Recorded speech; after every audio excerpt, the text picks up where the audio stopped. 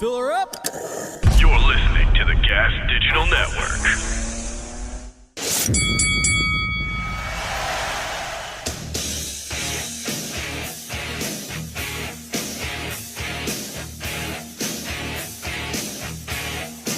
Ladies and gentlemen, your host for the House of Hardcore podcast, Tommy Dreamer.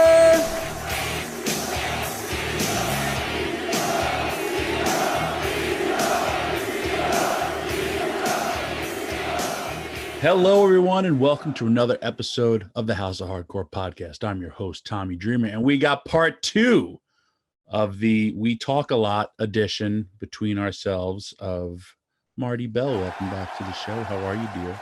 I'm good. How are you? I like your hair today. It looks Thanks. I like yours. I feel like did we plan this?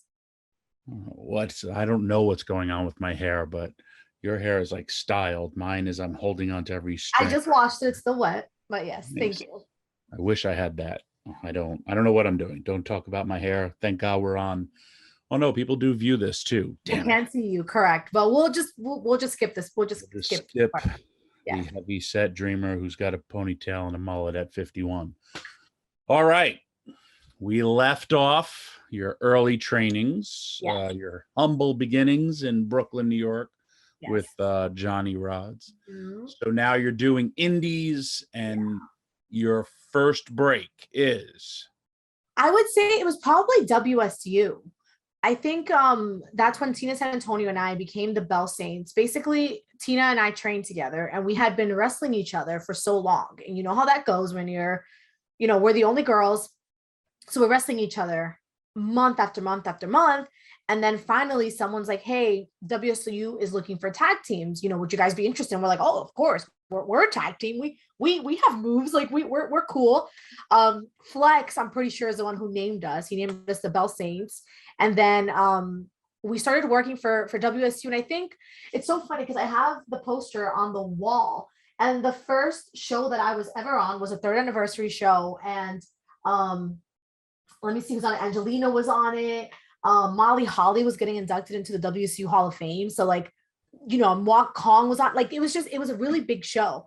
So for us, it was it was a really awesome experience. And I don't think that Mick, who was running at the time, I don't know that he really expected us or the fans to connect with us as much as they did, because that was in March. And by November, we were holding the tag titles, which then I also got to hold with Jazz. Me and Jazz are one-time WSU tag team champions. So that was, I would say, was probably the first time. That's where I also met Allison. So that's where mine and Allison's relationship, our friendship began. So I would say that's probably the first place that people started kind of knowing more of who I was. And WSU was an all women's promotion, correct? It was an all women's promotion, Women's Superstars Uncensored. It was mostly out of New Jersey. When we first began, it was out of the Ace Arena in Jersey, and then it kind of started traveling a little bit more, and then eventually ended up in Philly. Nice. So now your first break for television would be TNA. Impact. Oh yeah. I remember getting a text message from Christy Hemme, and when I got the text, I was like, someone's messing with me. This cannot be. I didn't know her. I'd never met her. I'm like, there's no way that I'm getting a text message from Christy. So I started, deep diving on the internet, started asking friends hey, where's she from? Do you, trying to piece back together. And it ended up, basically she wanted me to send her some matches. And I was like, this is a huge rib. And matches, I'm going to send pictures and someone's going to put it online and be like, look at this idiot. But I was like, what do I have to lose? I think at this point I'd been 5 years in. So I was like, all right, what's the worst that can happen? And so then I ended up getting a tryout at OW. It was me, Santana Garrett, and Candice LeRae. And Christy just said that she had this idea about this badass girl group, but we had no information on it. That was all we knew. And then they ended up telling me I needed a little bit more experience. They wanted me to keep training. Gail Kim was the best because she gave me her contact and she was like, I like you. Keep in touch with me, send me matches, get in better shape, keep sending me stuff as much as possible, be TV ready. So I was like, all right, put my head down, kept working. And then I had another tryout, and then same thing. They were like, you're almost there. And then I did the Knockouts Knockdown in May. And I was so excited. I got paired up with ODB, which was like one of my dream matches from Impact. So I was super excited. I actually had a storyline for that, that pay-per-view, which was like incredible. I got a chance to talk, got a chance to show character, show personality. So then the next one comes around and I messaged Christy, like, I'd love to do it again. And she was like, we know we want you. We're just waiting for the right opportunity. And how many times have people told you like, oh, no, like just sit and wait. Like we'll get you something. Like your number's coming up. And so I was really discouraged. And I was like, well, like, of course they want me. And literally like 4 days later, I get another message from Christy. Are you available these dates? And I'm like, yeah, like, of course I'm available. If you're I'm available. And she's like, cool. We want to offer you a contract. So I got my first ever contract through text message, which is so it's very 26, that was 2014, I think. Very like millennial of me to have gotten my first ever contract through text message. So that was definitely, I think, that was my first, that was my first like television opportunity was with Impact. It's also, I don't want to say they saw you work, but they had enough confidence in you to be in this gimmick that they offered you a contract, which is pretty cool because you don't know if the gimmick's going to work and all that stuff. And from what I've been told, the gimmick was like the group itself was being changed up until the night we debuted. Like there were still so many moving pieces. They didn't know who was going to be the leader. They didn't know what to do. They knew that me and Mia, they wanted us together. So it ended up being Mia and I were two of the girls. And then I was told that from the night before, they were still going back and forth, trying to figure out who it was. Taryn had never wrestled a match in her entire career as a heel. She'd been wrestling for 8 years. And she was, look at her. She screams babyface. She's this gorgeous girl, super energetic. And then they gave her that ball and she didn't just run with it. She fucking like flew with it and became this incredible character. And I'm so happy that I get to work with her at Impact. Freudian slip. NWA. I get to work with her at NWA again because she was incredible. She really like stepped into this character and made it her own. And then we were able to play off her so much. Like my first appearance on Impact was Mia's match. And then we put Kong through a table. So like, that's how I made my debut, was putting Awesome Kong through a fucking table. Like, actually, I have a funny story about that you probably don't remember. What did I do now? I think it was, I don't remember if it was for that spot or another spot. They wanted to like try something out, like maybe like the positioning of something, and you volunteered for no freaking reason to go through a table. Literally, it was like that. Nobody, Tommy Dreamer just bumping through a table. So I totally forgot about that. But yes, you did. I remember it now. When in doubt, put me through a table. I'll show you how it works. And so it did. So thank you. Doesn't hurt that much. I'm good. You know what's funny? I've never been put through a table. So many. I've put plenty of people through tables, but never gone through one yet. You're putting these things out to the universe. It's going to happen. I know. Adding it to the bucket list. We all talk about it today because it's so prevalent. Where with John Moxley and Wild Thing and Jungle Boy with his music. The big thing with that too was your entrance. Oh, yeah. I loved your entrance, and Billy Corrigan made that happen. Yes. And I remember when that happened because he was like, "Yeah, I just made a phone call and got like instant." He was like, "Yeah, I just called Courtney." And we're like, "Oh, okay." Like, because I remember like the first few times that we had our entrance, it was very like, it was some music that was made for us at Impact. It was some like dubstep thing. It was called like Killer Heels or something like that. And then obviously Doll Part fits very well. And this is when Billy was like, being introduced as a writer. And then all of a sudden he like took a very big interest in us, took a very big interest in all of us as a whole, as a group. And then all of a sudden we're coming out to freaking Hole with like a whole set being built for us and like these lights and all of that. And that was also very, very surreal.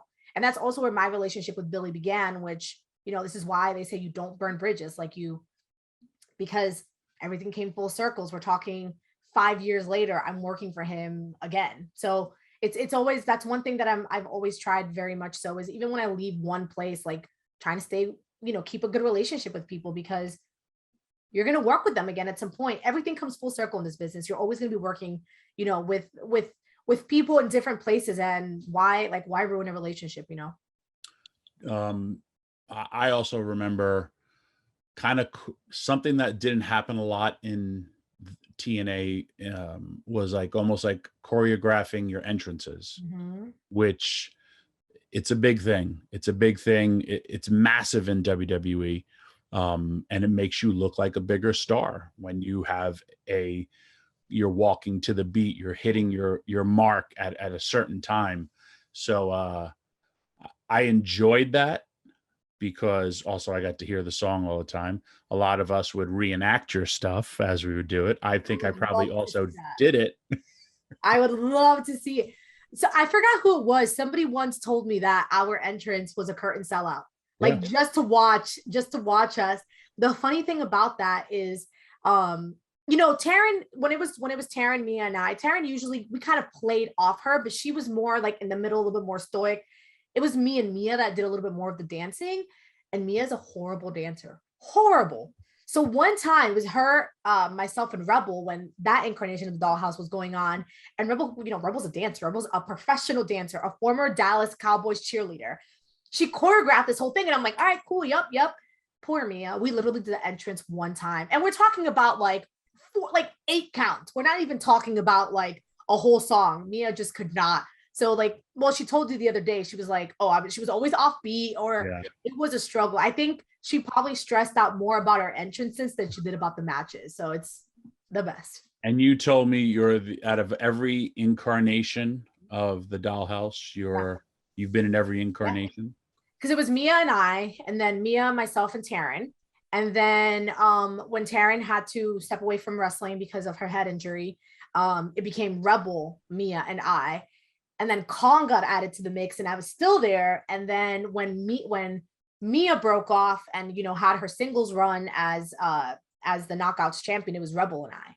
So every single incarnation, I was the only day one. And I believe and Christy could correct me if I'm wrong, when she had her idea about the Dollhouse, I was the character that she also saw. So it's interesting that from we're talking about almost an entire year for it to happen. I was there until the very, very end, until the Dollhouse was no more.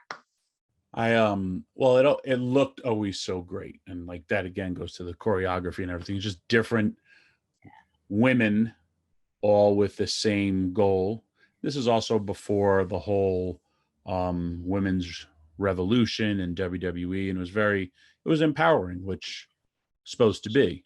And that was what Christy told us from the jump. We were strong women on our own. We were never going to be tied to a guy that we managed, that we valeted. Not that there's anything wrong with it. Obviously Decay also had a lot of success starting then. And Rosemary really, really, I feel helped elevate Decay. But for us, she was very specific about, you guys are 3 badass women, and it's just about you guys. There's no guy involved. There's no guy attached to it. It is just you guys. And that was very, very important to her, for us to be just 3 badasses from the jump. Whether you're driving an old classic or a real piece of junk, the car market is hot.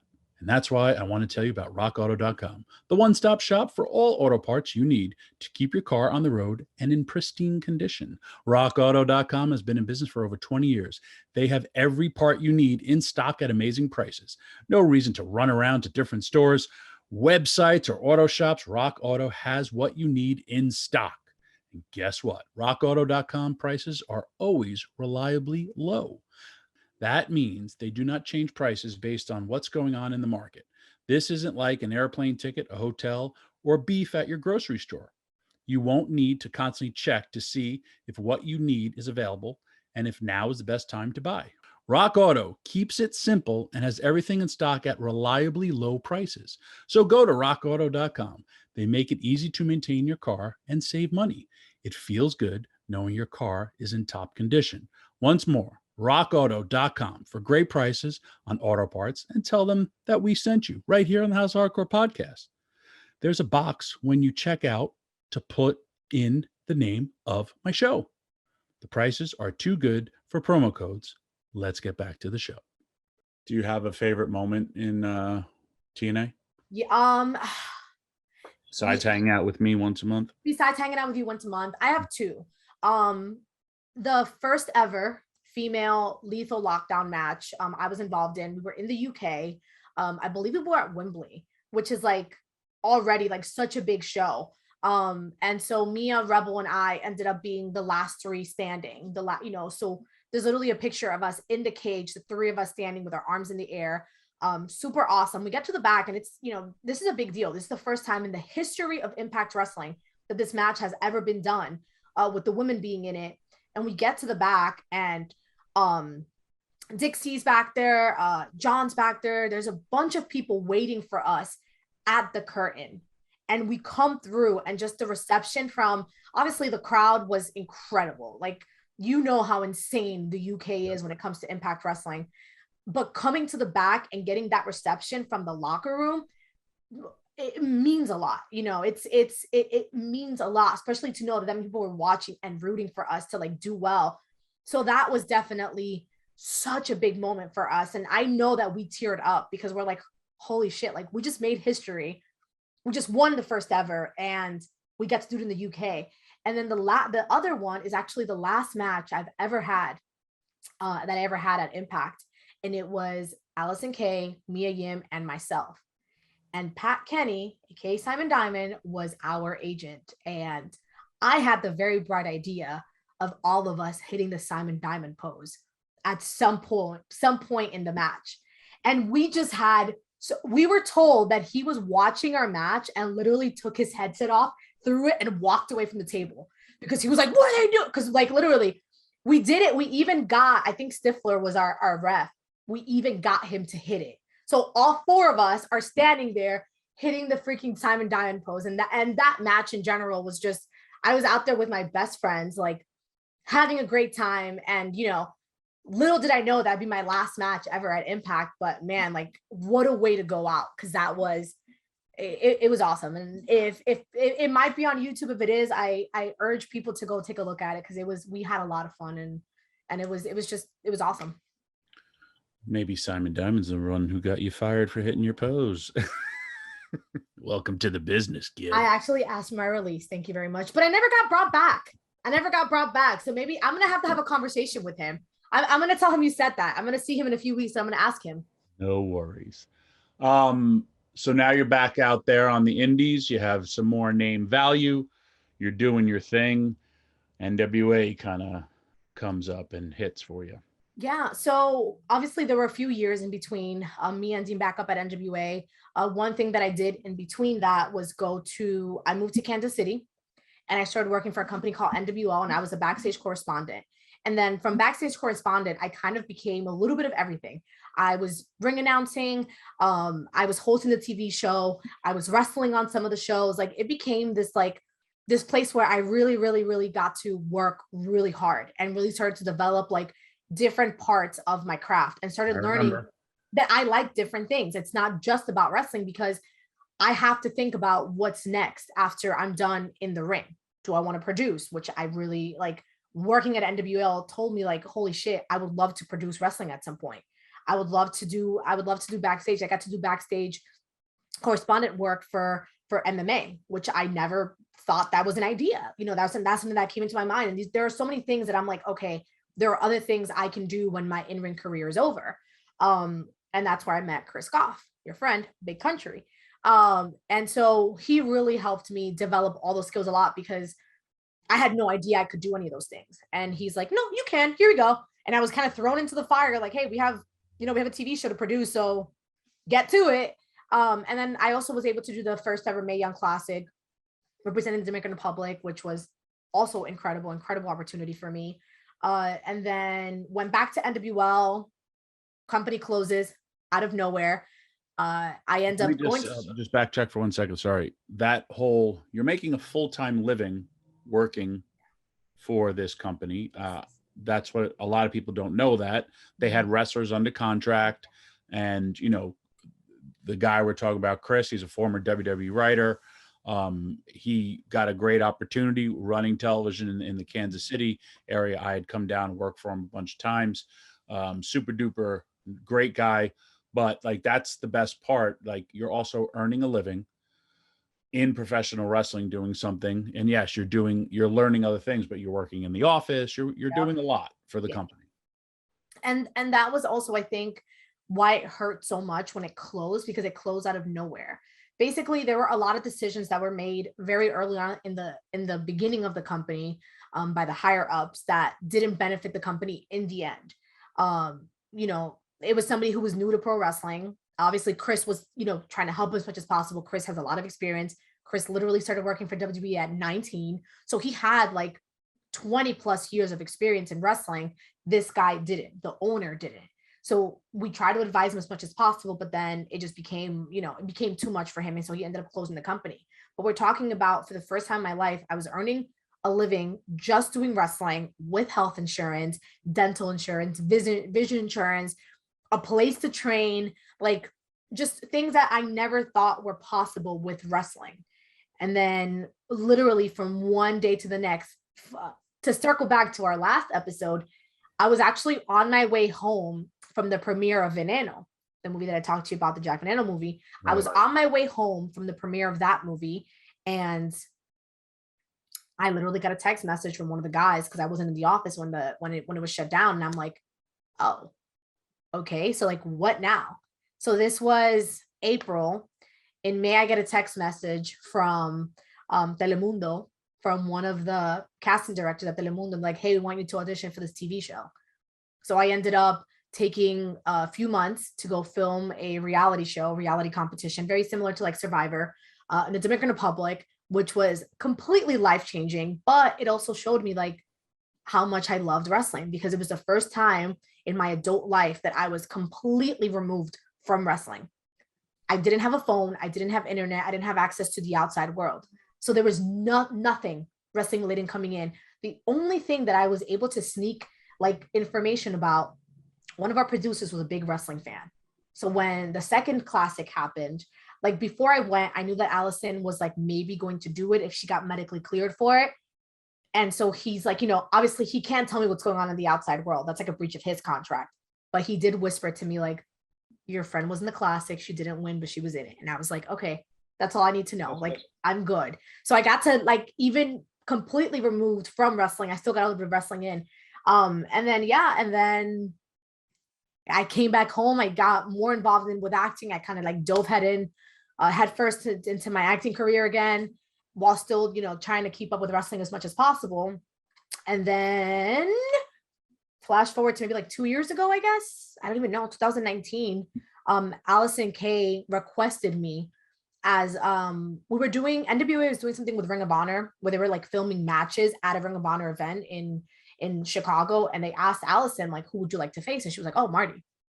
And so I got to wrestle her. I got to cut promos in front of Billy, who obviously knew me from before, but we're talking now, it's been a few years. And so this is before Power was a thing. But then I did that. And then a few weeks later, I got a message like, hey, we want to invite you to the first taping of NWA Power. And so it kind of just went from there. We were having a great time. January 2020 came around. We filmed, like me and Allison were feuding at that time. We had a big blow off match. We're going into Crockett Cup. We're super excited about, April 2020. The pandemic hit. And then a pandemic happened. So pandemic hits, we are stuck at home. We have absolutely, no idea when shows are starting up again. We have no idea. I'm sure like a lot of people, I started even questioning, like, what is wrestling going to look like in a few months? Is there even going to be a place for me in wrestling anymore? Like, is the world going to shut down for 2 years? Then all of a sudden people are like, who are you? Like, what do you mean you want to get on a show? So Allison and I were talking every single day. We're FaceTiming every single day. And we're like, fuck, man, we really wanted to be a team. Like, we had kind of been throwing that idea around. Cause like, what better thing to do than get to travel the world with your best friend and get paid for it and do what you love? Like, hold on, how does that work? So in August, I ended up flying to her house, and actually I'm wearing the shirt. We ended up doing a photo shoot at her house. we styled it, we did everything ourselves, and we started putting it on social media and just being like, if we were a tag team, what would you call us? And we literally just started brainstorming, like just kind of putting it in people's heads, like, hey, maybe we're a tag team. And then the first show that we ever did was October 2020. The collective ran, and Shimmer, we had been working for Prazak for the last 8 years, and Prazak was like, hey, do you guys want like a title shot? And we're like, oh yeah, of course, we're a tag team. Like, we've been a tag team forever. We'll take this title shot. And we had great chemistry. And then Shine gave us another shot, like at their tag titles. So now we're talking, this is our second match ever, another title opportunity. And then we had a third one at Shine, and we ended up winning those tag titles. And then NWA calls us, and they want us to come back. Both her and I had left during the pandemic because we had no idea when shows were going to be running again. So we left NWA. We left on very good terms. You know, Billy literally told me the door is always open for you whenever you want to come back. So Empower rolls around. Empower was August 28, 2021. And we're told that the titles are being brought back, and Billy has specifically hand-selected Allison and I for the titles because he wanted us to legitimize them. He knew how hard we were going to work to make sure that those titles meant something again. And so it was our 4th and 5th match ever as a tag team that we won the NWA tag team titles. But I think a lot of people, because we're always together and because we work so well together, people assume that we've been tagging for years. We have literally been tagging for less than 2 years, like today, you know, as of now. But we held the titles for 288 days, but who's counting? Somebody actually told us that. So we make sure to include that in every single promo, you know? And so, yeah, we had so much fun with them. We made them world titles. We took them to the UK. We won the Pro Wrestling Eve championship. So we were holding both titles at the same time. We got to defend them in the UK. We were going to defend them in Portugal, and travel issues didn't allow us to get to Portugal, but that is definitely still on our bucket list of getting back out there. And we have pay-per-view coming up. NWA 74 is coming up on the 28th. And we don't know what's next for us. We know we're going to be in action that weekend. And of course, like, we want a rematch. We want to get those titles back. Because we still have so many other cool places to take them to. I don't know if you probably won't be able to see, but I have pictures of me and Allison in Paris, and me and in front of the Eiffel Tower and in front of Big Ben with the titles. So there's so many more monuments that we still need to hit with the title. So that is the plan. An interesting bucket list. Yeah. Just backtrack just a little bit. When you also talk about, and this is for other people who are listening to this that are in this business, you talk about burning bridges, all that stuff, or people go to social media a lot and try to, like, you know, they tell their side of the story, which there's always two sides of the story. Like, after NWL goes away, you still wind up working with Chris. I do. He has a vineyard. He doesn't have a vineyard. He has a winery. He doesn't actually grow his own grapes, but he does have a winery. He does make all of his own wines, but he doesn't have a winery. He doesn't have a vineyard.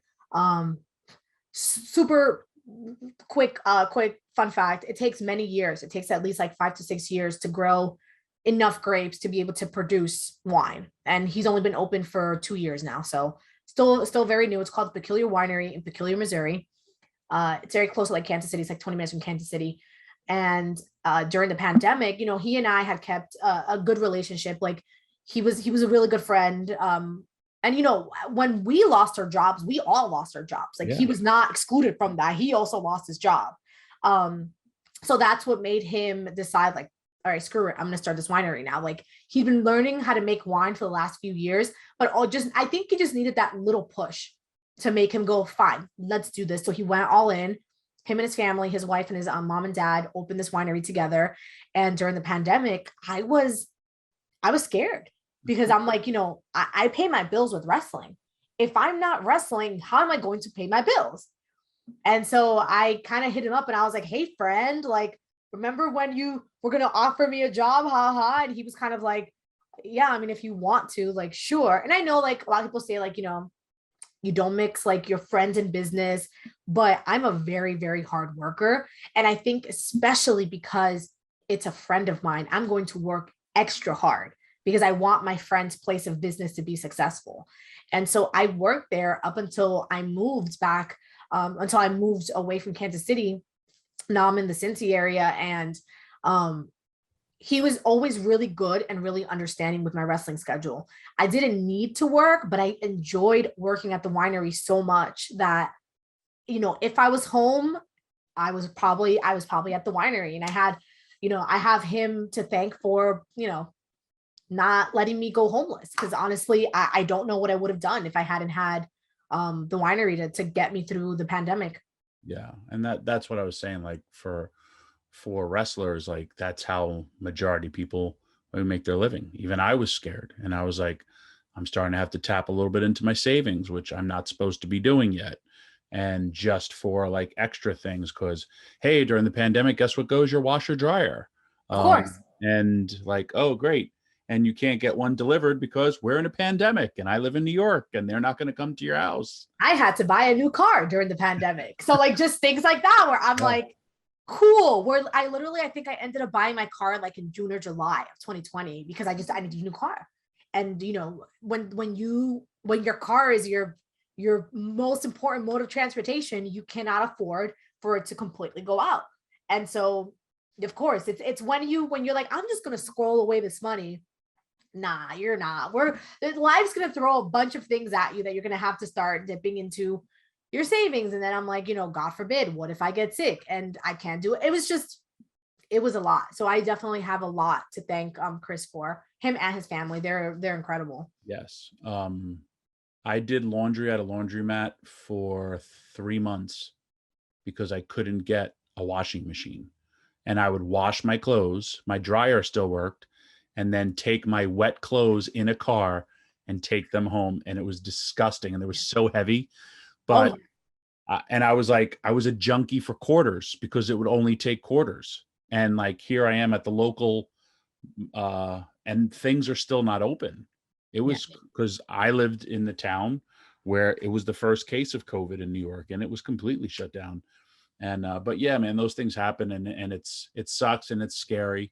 But just, I'm glad you were able to survive. And, you know, things happen. And I always say this, things happen for a reason, and it's a journey, but it was also something that we all went through together, but we go through it together differently. And people say, well, oh, she's a celebrity or she's on television and it doesn't affect you how it affects me. And it's so not true, because, hey, think of the things that you're doing. And I was literally sitting there saying, okay, same thoughts. What do I do now? Because I will always work. I have enough. I don't wrestle because I have to. I wrestle because I love it. But I will always work. And then it's like, what can I do to work? How am I going to make extra money? You know, because you got to pay your bills, you know, this electricity, I don't even tell you my Con Ed bill, but they screwed me. It's a whole other argument. But anyway, I'm glad that you strived during this. And you also, like you said, you came up with your thought, because you're creative, of how, whatever this turns around, how you're going to make yourself marketable. And then now too, it's also like with people who, you know, monetizing your social medias and your Instagram. And I had no clue about how much money's out there to be made, like with reels and all that stuff on Instagram. Even just Patreon. I say I launched my Patreon in January 2020. Actually, I think it was February. I think February 2020. And so I'm super excited about, you know, bringing you behind the scenes and, you know, at photo shoots, and here I am on the road. And then all of a sudden it's me in my living room, you know, with bands doing a workout. And so I do also think that helped. One, it was bringing in a little bit of money, but also it helped to keep me sane, because now I'm like, well, I have to create something. You know, if someone's paying their hard-earned money, I'm going to create something. So maybe get more creative with like, well, I guess my living room is now my studio, and I'm going to start doing this.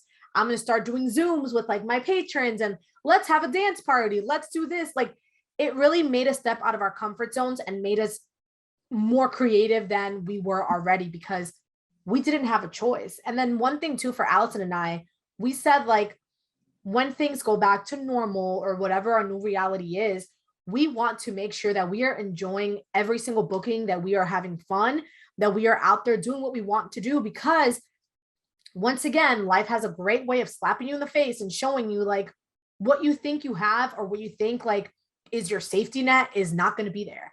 So like enjoy every single booking, every single match, go out there, have a good time. And, you know, even if we're not having a good time, at least we're together. 99% of our bookings now are together. I'm going to see her in 2 days. And after that, we're together again. And then we're together again for NWA. So like we really have, even, you know, living so far apart, we talk every single day and we get to see each other so much that it doesn't really feel like we went a month without seeing each other. And that was the longest that we have gone in like 2 years without seeing each other. And we're like, what the fuck? So definitely like, you know, we're very happy to get to be traveling together and doing things together again. Absolutely. And this business and your schedule fits perfectly. And I like that mentality that you said, like this past weekend, I was in Thomaston, Georgia, and then I was in Buffalo, and travel was like horrible. And the Atlanta airport was insane, but I just take it all worth like in stride in the sense of, and I got paid more money than a lot of people make in 2 weeks. I got to still do something that I love at 51 years old. I got to tag with Scott Steiner, who and then I ribbed Scott Steiner and I hit a Steiner line. I hit my bicep, dropped the elbow, and did 3 push-ups where he was just screaming at me. But like, those are moments that like kid me or teenager me then would be like, there's no way this is going to happen. And then to go full, it was Thomaston, Georgia, and then Buffalo. And I go to my hotel in Buffalo and I have a flashback and I'm like, holy crap. I've been here before and I've been to Buffalo a million times. And I was like, no, I've done this before. And then I realized the last time I was in Thomaston, Georgia was for Dusty Rhodes it was 21 years ago. And then I wrestled on that Sunday in Buffalo, stayed at that same hotel. And then the next day they flew me back to Atlanta because I debuted for WWE. And I was like, this is 21 years of my life that I literally just did the same thing. And if WWE calls me tomorrow, I'm going to be like, holy crap. But like, it was. Did they call? No, I don't. Okay, cool. Just checking. It was 21 years ago. And right away I got flushed with memories. And like, I took a picture of the bar door and I sent it to Nova, because that's where he met his wife. I sent it to Danny Doran because all the boys were partying that night. And I was like, man, I didn't even start the WWE. And that back then I was so sad and depressed because ECW was over. And then like on a Thursday, WWE calls me and same, like you said, I don't even know if this thing's going to happen. And I'm like, okay, cool. I don't have any travel. I go work for Dusty on Saturday. I work for, it was actually my own show on Sunday. And then Sunday when I land, I get a call from WWE, hey, you're going to fly from Buffalo to, you know, Atlanta, blah, blah. And I was just like, wow. Like, and again, not burning bridges. That also goes to who trained us, because he would always talk that. And again, I said this to you when I just recently saw you and I was so happy to see you. I've always enjoyed you, but we always have a connection because of our trainer. And I always like, I have to look out for her because I know who trained her, but we always like, we're also from New York. So we get each other. We get each other's humor, which a lot of people don't. And it's cool. Wrestling and our lives are cool because, and another thing you said, and a stupid pandemic, when you were like, man, it's a bucket list to get a pile driver from Tommy Dreamer in the ECW arena. And you said you wanted that. And I was like, really? And you told me a story and I was like, I'm going to make that happen. And then pandemic time hits, all that stuff. But I was just like, do you know how many times it's been in the back of my head? And as much as I want to bring back, as much as I don't want to bring back House of Hardcore, those are little things in my head that be like, I have to do things like that. But I just want to see everybody make it. When you told me that, I'm telling you, like, there's so many times like, I have to pile drive Marty at the ECW arena because it's going to be part of her bucket list. Like, I'm crazy about like stuff like that. So if I bring it back, it's going to be because of you. I got to tell you, just don't even give me that face. I don't want to see it. All right. Well, I want to thank you. And I know you got the Chase coming up, and I'll tell you 2 things. I've never wrestled in France and I've never wrestled at the Chase. So that's 2 biggies. So I may have to, you got me beat is what I'm saying. I didn't get to wrestle in France. I got to visit France. I didn't get to wrestle in France, but the Chase, I did win, world title at the Chase, but what else? Hate you. And we're going to be winning it back again. So I'm going to win. I'm going to, 2 times. There really is something about the Chase. It was a very magical weekend. It really was. Walls can talk. And yeah, that place has memories for, it can write a book. It can write a freaking trilogy with what those walls have seen. And we have NWA 74. We have 2 nights of NWA 74 in St. Louis, NWATix.com. If you want to grab some, if you're not going to be able to make it live, I would definitely check it out on Fight TV. We're very excited. We don't know yet what we are doing. We know that we will be there. And then from there, we go to Nashville. So, which is funny because it's where Impact tapes. And so, never say never, Tommy. Who knows where we will end up in the next few years. Allison and I are very open to keep traveling together and keep, working anywhere we can. So I like it. I like it a lot. How do people find you on your socials? I am most active on Instagram. It is Marti, MARTI.BELLE. Because I had to change my name when I was at Impact and I couldn't get it back. And then my Patreon is patreon.com/Marti Belle. No period, just MARTIBELLE. I try to post several times a week on there. Photo shoots, vlogs, blogs. I do blog a lot as well. Just a lot of fun stuff from the road. I'm sure Allison and I will have some stuff to share from this weekend's shenanigans.